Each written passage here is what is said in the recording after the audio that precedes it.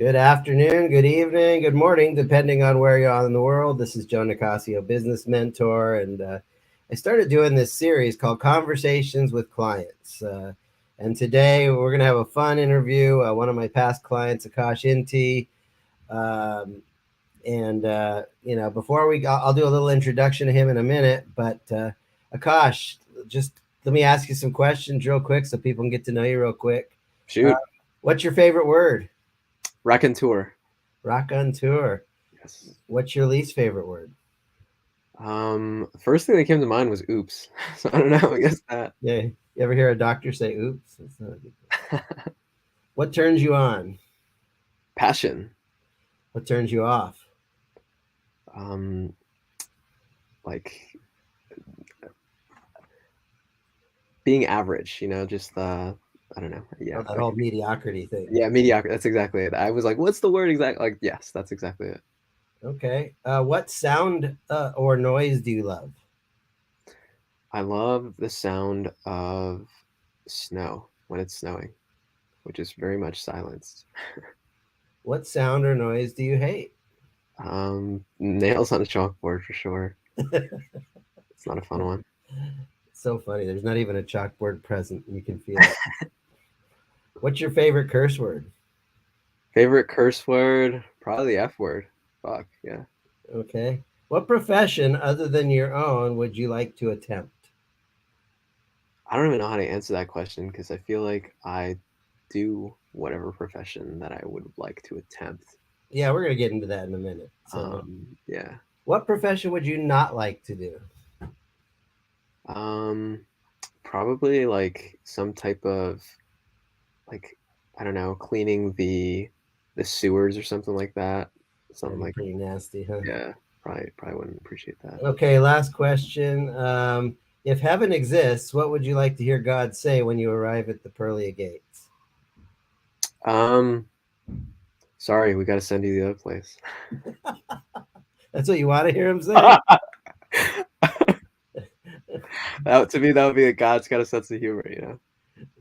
Well, yeah, if God has a sense of humor. Okay, cool. So, today we're with Akash Inti, he's a past client of mine. And, people come to me to help figure out like what the heck business you go into, that kind of thing. And a couple years ago, Akash, spent a significant amount of money with me. We worked together for a year. But, when he came to me, he had all this experience. He had lobbied on in Washington, D.C., been involved in biotech. And I know he worked on Wall Street and, just had a rich variety of things that he was doing back then. And he said, you know what? Time to reinvent, trying to figure out what I want to do for the rest of my life. So, Akash, welcome. And, the other day I saw somebody asked you, you said something to the effect of, people ask, what do you do for a living? And you had a really long, protracted answer. Why don't you share with people, what do you do for a living? Yeah, so yeah, it's funny, Joe. First off, thank you so much for giving me the time to be on today. Really excited and I'm really grateful for that. Um, yeah, it's funny because I think I left so I was an analyst, a senior research analyst for a biotech consulting firm, um, and so I left that company in November of 2019. So it's 2022 as of the day of this recording, February. And over the past, I guess, a little over 2.5 years now, I've been like figuring that out, right? So I took a little bit of time off for myself, right? I was like, all right, well, I was doing this whole 40-hour a week thing. Let me just take some time off. And then a little bit of soul searching, right? With everything with the pandemic going on and whatnot. I was like, all right, let's see what's up. What do I really want to do? And what came to me was, well, part of it was just like, let me just try shooting in a bunch of different directions, shooting from the hip in a bunch of different directions and seeing what sticks. But there was other things that really stood out to me and it's really funny. I'll get into this a little bit later, because I was looking back through some of my own, like my memory. You know how like Facebook has like memories. You were doing this like whatever Sure. 12 years ago, and it stood out to me. I was like, oh wow, that makes a lot of sense. So today, I guess I consider myself an actor, entrepreneur, and by that I mean I'm an actor, right? I do acting and also modeling as well, and then Yeah, you got entrepreneur. you got like paid you got paid acting gigs and Yeah, yeah, no, I'm a paid actor, right? 100%. um, which is really cool. And I really love, I remember even about 2 years ago from now, 2 years ago in the past, 2020, I was thinking like, man, what do I really want to do? And I would be like, acting. I really want to do acting. And that gets into what I was just talking about earlier.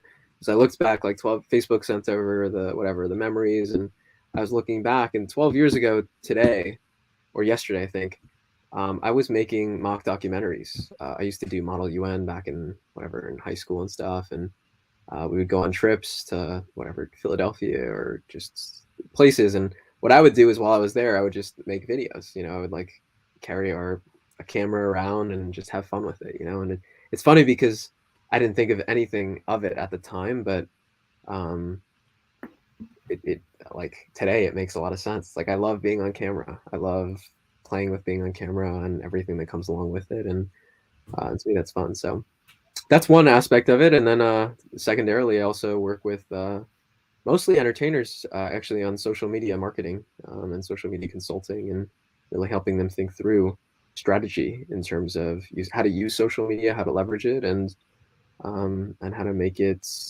something that's valuable for an entertainer. So you got some clients, and you got this social media income stream. You've got this acting income stream, and more important, I think, is you've got a lifestyle. Talk a little bit about reinventing business and reinventing your lifestyle, and tell us a little bit about your journey. Of you don't have to say the whole journey, but it's been a pretty wild and woolly journey, right?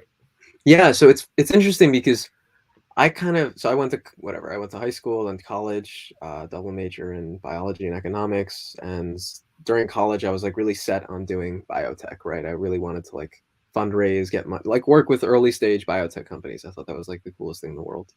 So I did that. I did that for a few years in a few different capacities, everything from working in a lab to working for marketing companies to like market research firms to investment banking, I did a stint of that, to strategy consulting, kind of helping all the business corporate development stuff. So I really delved into that in a multitude of different capacities, and I loved it. The last thing that I did was I was doing 3.5. I did 3.5 years of again, like I mentioned, strategy consulting, which was cool. It was fun, but towards the end of it, I was like ready to find something new. I felt a little. I guess I didn't have that initial like attracted me. Oh, we can change the world. Like that started to leave from me, and I was ready to do something else. So um, there was like I was used to like a very stringent schedule in the sense of the 9 to 5 or 9 to 6 or 10 to 6, whatever you want to call it.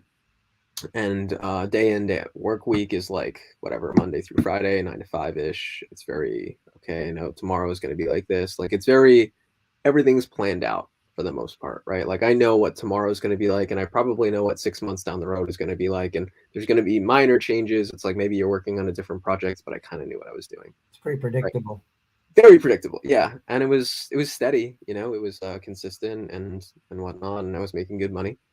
Um, but there was a part of me that was like, I need something like that's not predictable in my life because it felt like a little too, I don't know, it just for me to express my creative freedom and to be creative, it's like how It's like creative can you something's be? missing, right? Yeah, 100%. And so that was the reason why I worked with you. I started working with you was to figure out, okay, how can I get this whole career and money thing down and be able to access that in a creative.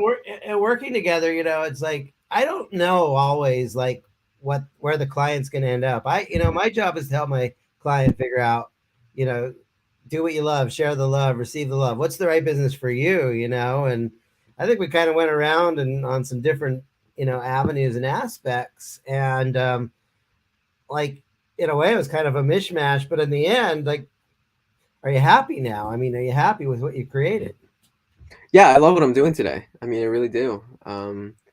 It's funny because I remember the first time we worked together, we worked on like a smaller project, right? So the way I worked with you was like, let's do a small little whatever, 3 months, 6 months, and then I committed, I think, to a year afterwards thereafter.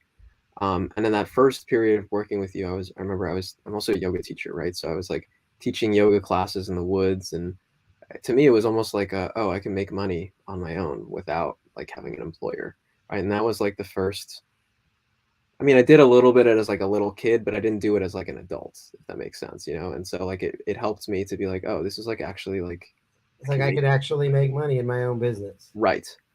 Which was really cool. And that was like a big like vote of confidence for me.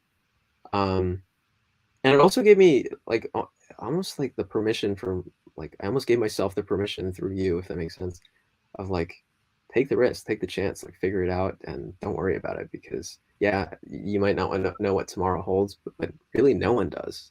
You know, no one knows what tomorrow's really like. Even in that whatever in the consulting thing, like I didn't know what tomorrow was like. I had a very good sense of what it would be like, and more often than not, I was right.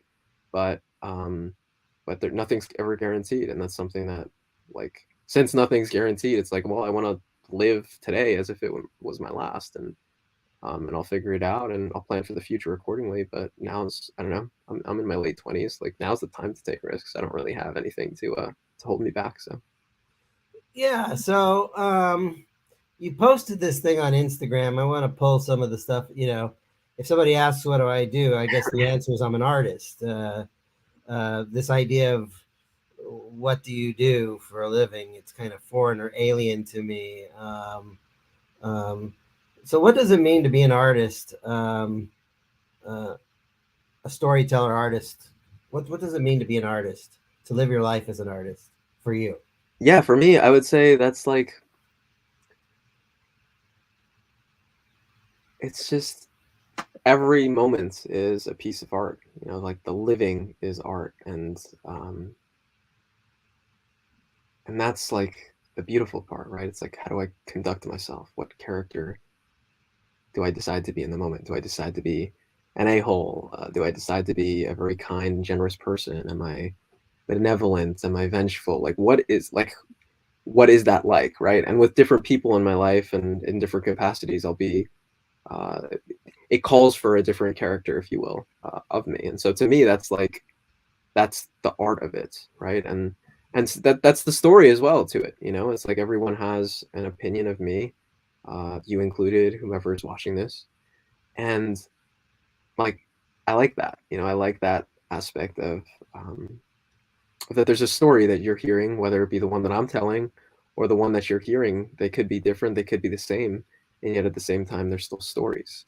You know, I found that stories to me are the most like powerful thing that we have as human beings. Because speaking for myself, stories have changed my life. You know, the stories that I've told myself, the stories that others have told me, that I've listened and heard, have changed my life. Whether that be on screen with film, whether that be in person through an experience, it's those things that have really changed my life and impacted me more as an individual than anything else in my life. And so I really do have this belief that stories are the most powerful things that we have as human beings, and I want to be a part of telling stories.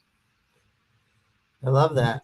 I remember a story Bob Donnell told one time of, imagine you're at a party and one person has written on their chest, if somebody doesn't acknowledge me tonight, I will kill myself. Like, and there is this thing that everybody is like silently being, wanting to be acknowledged. And if you were at a party and you knew somebody had that written under their shirt, but you didn't know which person, you'd probably be like trying to acknowledge every single person in that room, because you can make a big difference tonight, and our stories can make a big difference. And that story made a difference for me. Um, so talk a little bit about what it means to be a rogue. That's funny because you're not the first person who asked me about that. A rogue to me, so I played, that was one of the characters that I played in one of the short films that I was in. I tend to like playing the bad guy for whatever reason. And so in one of the short films that I played, I was this character who was a rogue, right? Who literally stole a lady's purse. And what was interesting about that short film was it was called I don't remember the name of it right now, but it'll come to me as I'm telling the story. But what was interesting about it was that there was I was a supporting character. The lead basically got fired from his job. He goes outside. He's whatever is trying to start his car. His car doesn't start. So out of the corner of his eye, he notices a guy, me, taking a lady's purse and then running off. So he just darts after me, and he finds where he meets up with me, and then he's like, give me the purse back. And then my character gets all up in his face and whatnot.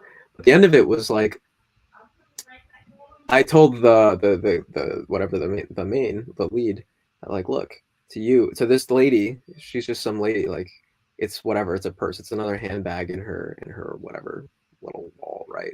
She's rich, like, it's not a big deal to her. But for me, what it was like it was my way to eat for the night, you know, like, that's how I ate, or that's how that character ate. That's how I made sure that I was going to be okay.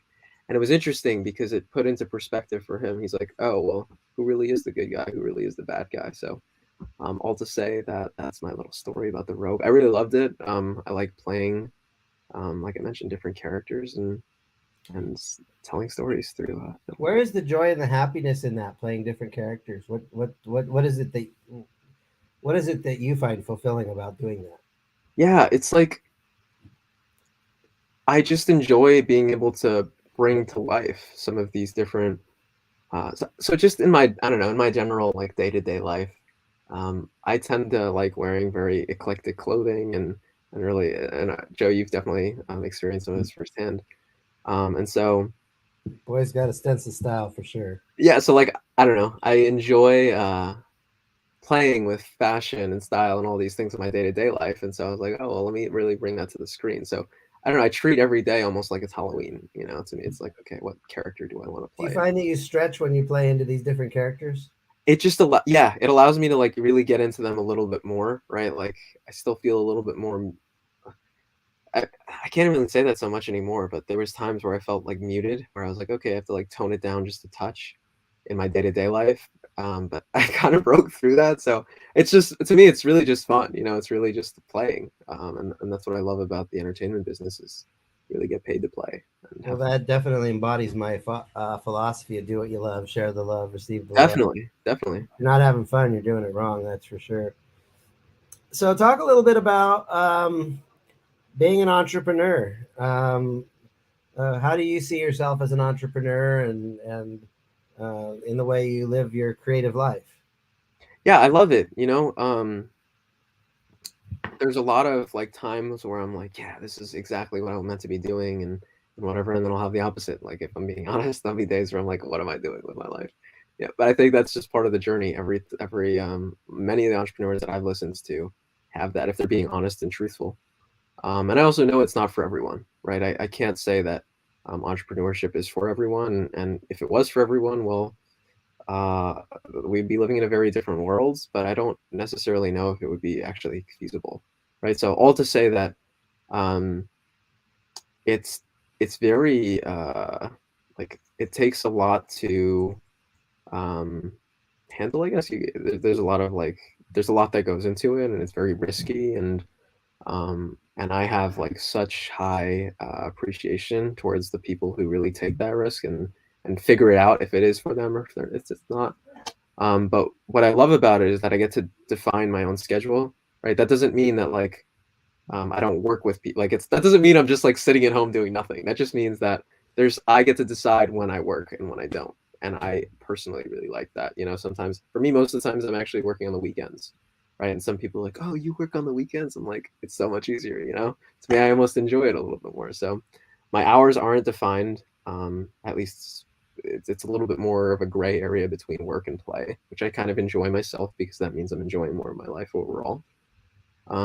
And um, and I don't know necessarily where the next dollar is going to come from, but I appreciate and I enjoy that like that sense of like, okay, well, what does today hold? Where is that next dollar going to come from, and things like this. Yeah, consistency is something that entrepreneurs don't always have consistency. That's for sure. Some people would rather have $500 a week and know that 500 is coming in every week, rather than make 100,000 in a year with like 30,000 comes here, and then you might have some dry spells for a couple months, then another 35,000 comes in. you Hmm. know and so they if you can't live with the inconsistency, it's going to be a rough road for you as an entrepreneur. For sure, for uh, sure. even though there's the upside potential is much higher, if you can't stomach the inconsistency, you're probably not in the right place. So you also said you're a dom, a strategist, and a pickup artist. Talk a little bit about what it means to be a dom, a strategist, and a pickup artist? Yeah, sure. So Dom, so I studied BDSM, bondage, whatever, dominance, submission, masochism. There's so many different names for it, but that's just one of them. And I identify as a dom, like a dominance. Dominant man. Yeah, that's exactly it. So most people, it's funny because there was a couple of people who reached out to me about that, at least one. And they're like, "Oh, you're a dom? Like I thought that was only for girls." I'm like, "There's dominatrixes, yeah, and they exist, and there's guys who like to be like submissive to them, and just as like as that's the case, there's women who like to submit to doms, and so that's what I am. I enjoy that. It's really fun. It's fulfilling more than anything. That's really the best way to put it. I've trained a couple subs in the past. I've had a sub in the past as well, and so there it's like a really fulfilling journey. I don't know. That's the best way that I can explain it. There's something in me that I really get a A deep, masculine polarity charge. yeah, it's like a deep, I feel a deep fulfillment. That's really, really, again, just fulfilling. You know, I have no way to describe it other than that, and it's amazing. So that's that one. Strategist. It kind of relates to some of this stuff that I did in the past in terms of like just the way my mind works is very strategic, right? I'll think through, well, what situation am I in right now, and how can I'm very resourceful, right? So how can I use the resources that I have to the best of my ability? And so I consider that strategy, right? Strategy is doing um, the best you can with what you've got, and so and defining what that is exactly in the moment that you're in. So that's really cool. I serve as a trustee as well. Actually, I'm a Freemason, and so I serve as a trustee on our local lodge, where I'm managing over $700,000 in assets, as well as our building and making sure it's insured and all these things. I've been doing that for a few years now. So a lot of the strategy and analyst work that I did in the past is really lends really well to that in terms of building the organization and for the long term, right? And then lastly, pickup artist. So that's something that I've studied for, man, a very long time now. With a coach for about going on 5 years, independently of my own, since I was in like high school, so maybe a little bit over a decade. But I would only really count the 4 or 5 years because that's what I don't know. That's what I was really studying with a coach. And there, it's I don't know. I love the process of being social, right, and learning about people and really studying that. Everyone's social. I don't think there's. It's part of being a human being, and yet I like really delving deeper into understanding that and what that means and how to really connect with women in a way that's really really not only enjoyable but pleasurable and to the best of my ability. So I That's continue to awesome. explore that every day. There is something wonderful about having women in our life, and if you have good social skills, you can have more women in your life. For sure. You had a couple more things here, but Pharaoh, talk about Pharaoh. Yeah, so I remember when I was living in Montclair, I would because again, I really like if you catch me on a night out, I tend to be dressing pretty eclectically. And to me, that's more than anything a way of expressing and saying who I am without even saying anything. It automatically catches the attention and the eye of people for the better or for worse, right? Like everything from like, why are you dressed that way to like, oh my gosh, that's so cool. Like everything in between. And so I say all of this because one of the ways that I view myself is like it's like a pharaoh. The pharaohs were the whatever, like the royalty of Like a Egypt, king. ancient Egypt, and they were almost higher than a king, right? They were higher than a ruler in the sense of like they were the um, presence, like they were the human embodiments of the deities. So like they were like a living god, and so um, some people might be like, "Oh, you're so egotistical that you see yourself that way," but the way that I see myself, really, it's the way that I see myself. It has nothing to do with anyone else. And I Yeah, only share that because, I'm playing my own sublime character yeah. in my But own superhero fantasy. and so, like, I don't know. I I like to see myself in that way because it reminds me to really hold myself to the highest standards, right? It's a way for me. It's that's all for me, right? It's not. I share that for others, but that's the way that I see myself, because it's a reminder to, for me to like elevate, right? To remind myself that I am part God, as everyone is, yeah, as you are, whatever. Everything is a higher power. That's my belief, right? Everything, me talking to you is me talking to a higher power. It's all a higher power, God. Namaste. The divine in me Right, recognizes the a divine hundred in percent, you. a But hundred there's percent. also Namaskre. The crazy in me acknowledges the crazy in you. So yeah, I want to come back to this word reinvention because I think witnessing you, you were in a certain place in your life. You hired me, and you did go through some reinvention. What can you say about what would you tell other people about this process of reinvention? And if you had not gone through this process, would you be happy with yourself? Like, how are you now because you've gone through this process of reinvention? Um, how are things different now? Yeah, the first, like the only word that really comes to mind is fulfillment, right? I just feel more fulfilled, and that's like, I don't know, something that I can't say, like, it's not worth a certain amount of money, right? It's like there's not like this is how much money it's worth. But it's worth it to me. I wouldn't change my journey in any way, shape, or form. And I really, really love like the man that I'm becoming. I look at myself in the mirror every day and I'm like, dude, I am so like I love it. I'm really impressed with I'm a you. good man. I love my life. I love what I'm doing. Totally, totally. Like I'm not doing anything because I feel like I have to. Like it's all I just like those are my decisions, right? And I think that was one of the biggest revelations for me was like I don't have to, because I had really big fear in terms of like whatever I was making good money, where am I going to make, how am I going to sustain myself, and all these questions like arose in my mind.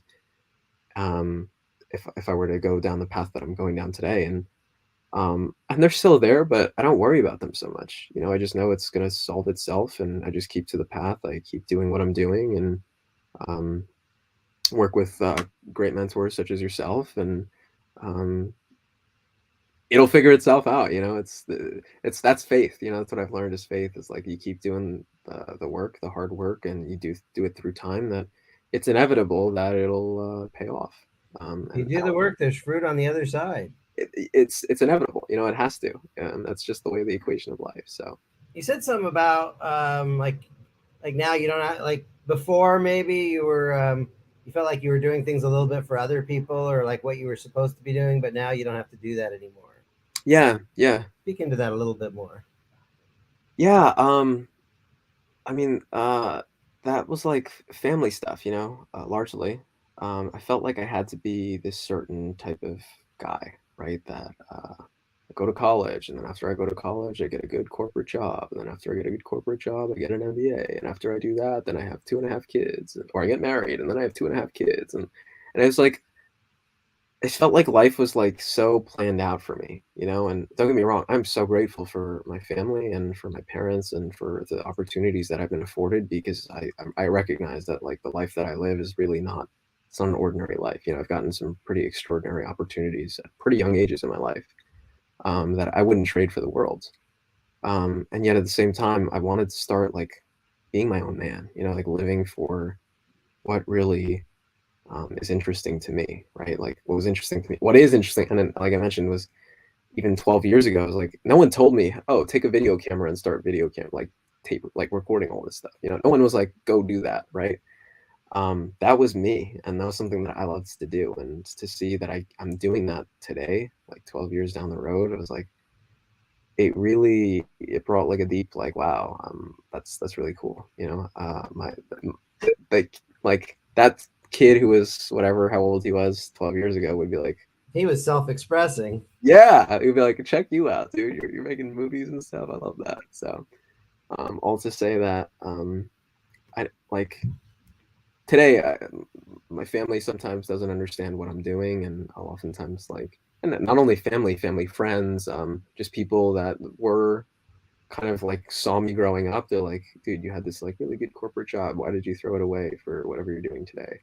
Right. And I'm like, you're missing the whole point. You know, you're looking at it from like, you're just Happy. looking at today, right? You're only looking at like what today holds. But like when I see my own self and my larger career and the bigger picture of how my whole life will play out, um, I'm at like the bottom of the valley, you know, maybe just like a few steps from the bottom of the valley to like, I don't know, like Mount Everest or something like that. You know, I just feel like I'm so early in my career, early in my evolution that it's um But you you gave can't. yourself permission to explore these other areas and be okay with it. Yeah, and I don't know, I can't judge myself for where I am today for what I see as like my bigger picture vision, you know, but I'm taking the right steps in that direction, and But that's life, awesome. like the world wants to kind of put us in a little box, square peg, round hole kind of thing, and but I don't know. For you, it's like it's like you like tore out, like knocked all the walls of the box out and said, "Screw the box. I'm going to go on my own journey, and I'll be fine." Yeah, totally, totally. So,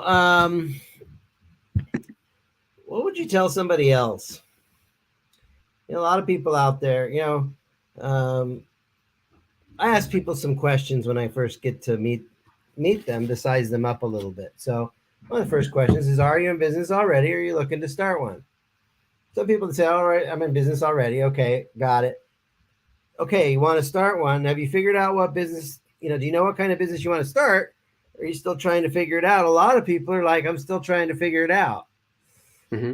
Um, and I think in a way, when you came to me, you were in kind of that spot. Um, what would you tell somebody who's in that spot? Like, I want to start a business, but I don't even like, I'm still trying to figure out what the hell business I should even go in the first place. What would you, based on your experience, how would you guide that person? I would just say start something, you know. The businesses or the business that I started from day one with you has evolved so many times. You know, it started with yoga hiking to it went to, I tried like a almost like a mentorship type thing. I don't even know what it was. You know, I just tried a lot of different things, right? And I saw what in figuring out, like in going through the process of starting and doing a lot of the exercises with you and just actually like, taking the action, the next part of itself revealed. It's like, oh well, I was actually really looking for something down this route, and it just continued to evolve and evolve and evolve, and I can through time we all change. You know, that's part of it's, And that's that's okay. yeah, it's totally okay. You know, it would be strange if I knew exactly what I wanted to do, and then I did it 100% that way. Like that wasn't to me. A lot of starting my own business was figuring out a lot of who I am and what I really enjoy. Um, it wasn't simply a I need to make money. You know, it was more so a I want to explore what I really like to do and how I want to live. And how can I make that a way like uh, how can I make money living in the way that I want to live, right? Let me ask you this, because you're making money your own way, your own ways. You've got multiple ways you're doing it. You're on your own journey. How is being an entrepreneur like the ultimate personal development laboratory? Yeah, well, it puts me at like it makes me face anything that I might be trying to avoid. In other words, like I just have to deal with whatever the results of my life, right? I'm not if I didn't make a lot of income this past month, well, it's like, okay, well, how much did I really do in terms of like what did I do well and what didn't I do well? And it makes me really see square in the face, like, yeah, you didn't do this well. Like you didn't maybe even talk to people to say, hey, I'm in XYZ, I'm doing XYZ, right? If I don't do that, it's no surprise that I'm not going to be making sales, right? Or um, it just makes me face like reality, uh, like square, you know. Like, this I is what have, I need. It tells you what you need to work on. yeah, and it's I can avoid it, but that I can avoid it only worked for so long because before you know it's like it's just it doesn't work. You know, it's like either you got a business, the creditors call, whatever, right? Am I in Something. business today, or am I just playing? Right. Yeah. Look, I just want to wrap this up. This is Joe Sure. Nicassio. We're doing conversations with clients. Akash Inti. When Akash came to me, he had a background in biotech and investment banking and Wall Street and lobbying in Washington D.C. And now he's an artist and he's living his life. He's an actor. He's having fun. He's making money. He's growing. But I would say more importantly is you're living life by your own terms, maybe for the first time in your life, really starting this journey and just you're giving yourself permission to have fun making money and living your creative self. You're very much spontaneous. You're very much in the moment. I'm very proud of how you've evolved. um, you know how you've evolved was unpredictable to me. I For could sure. not have predicted that things ended up this way, For sure. For sure. but I think the most important thing is that you're happy. Definitely. Yeah. You're enjoying the life you live, and I think that going through this reinvention process was really helpful for you. Even though, like I said, I think it's kind of unethical for me to have an agenda to point people exactly in a direction, but tell people find their own direction is really where it's at. So Yeah, totally. And Joe, there I want to say, like, I'm grateful for you, your level of patience with me is like you got the patience of a saint, I'm really grateful for that. And also I don't know, it was really cool. It was like proactive like in my experience as like a mentor, as a business mentor, as like a coach, in the sense of like proactively checking in, like how's it going and whatnot. And then at the same time, there's also times where it was like you kind of let go of the reins and you were like, okay, I'll let him be, I'll let him do the things that he needs to do, and that like that balance is really cool, right? Because no one wants the guy who's like super pushy, like how's it going, how's it going, how's it going. But then also no one wants the guy who's like, I hired you, but I haven't heard from you in like weeks, So it's like there's a delicate balance there, and I think you do that really, really well in the sense of checking in, and really seeing, like, assessing where is this person at, but then also letting them explore and figure it out a little bit on their own. I really appreciate, speaking personally, like I really appreciate like you mentioned that, like, I don't know what this person is going to be, and that space almost that you created in terms of like not forcing like, oh, you got to do this or you got to do this or you got to do, like, really listening to who's the person that you're working with and what are they about and what are the things that they're interested in, but almost more importantly, just asking them the questions so that they can figure out for themselves what's the avenue that they want to go down. And then I know you have the skills to, and you've demonstrated to me you've got the skills to, like, all right, here's how we take that to the next level. it's funny. I get people. I've been meeting a lot of people from Pakistan lately. It's like I help people figure out what business to go into. They're like, "Well, you tell me which one." I'm like, "I don't know anything about you." It's like, so my default answer is maybe you should become a gynecologist. Well, that's not how it works. You don't just say, "Joe, what business should I be in?" It's like, "Oh, you should be a superhero." You should be a mortician. You should work in the cemetery. Embalming people. No, I think it's really, we're all individuals, and I think the greatest service I can do is help people find, go on their own journey and find out what's right for what, ultimately what works for Akash has to resonate with Akash. Mhm. It can't be like I can be a tour guide, but it's not right for me to impose like I think you should do this. And if you come to me and say what business should you go into, I'm going to say sign up for my business wisdom quest program and let's do that 8 week deep down work and figure it out. But I'm not going to snap my fingers and tell you should be a juggler or something.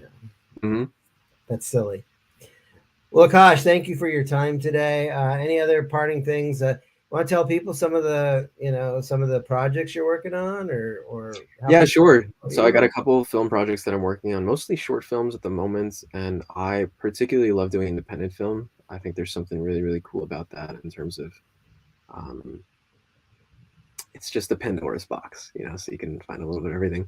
One project that I'm working on right now is entitled Blood and Lust, and in that project, I play a kind of like an up and coming mobster type character who ends up trying to collect some money from someone who owes him, and in the process ends up getting bit by a vampire, by two Oh, beautiful, beautiful lady vampiresses. And so I'll just say that it's a story of what goes on in that little world. I'm really excited about that part, and I was gonna wear my vampire fangs actually for this little interview. I figured I'd play with minds of people a little bit, but I decided against it because I didn't have enough time to earlier today. Um, so that's one project that I'm working on. If you guys are interested in just hearing what I'm up to, what projects that I'm working on, etc., I will, Joe, I'll send you a link, but where you can find anything that I'm involved in. But that's Linktree, and you can type in Akash Inti, AKASHINTI. That's got my Facebook, my Instagram, literally you name it, it's got it there. So you can find all my projects that I've worked on in the past and things like this. So with that, Joe, I turn it back over to you. No, I just, people come to me and it's like they want that transformation. What business should I go into? And, Kosh came to me and you can see his transformation. And I think, like he said, the most important part is he's happy, he's fulfilled. I heard that, success is a me thing. Like I made money, but fulfillment is a we thing. Like I made money and, I impacted some lives in a positive way also. And so, um, there's something very fulfilling about not only did I do good work and make money, but I touched lives today and they're better off because I would, because Joe showed up or because Akash showed up. So I think that's one of the things that I try and emphasize with my clients. Don't just go in it to make money. Make money by making a difference. And when you make a difference, you can't make if you can't make a difference, you can't make a dollar. And so you can't make a dollar, you can't make a difference. So let's use our work as a way to not only make money, but live the life we want to live and make other people's lives better. And I think you're a walking exemplar of that, Akash. So thank you for being a great student, great client, great protege. And I want to just wish you continued success. And we'll put a link we'll make sure we tag Akash in the comments on this video. So if you need to reach out with him, do that. All right, this is Joe Nicassio. We'll wrap this up for another edition of Conversations with Clients. God bless y'all. Have a great day. See you all.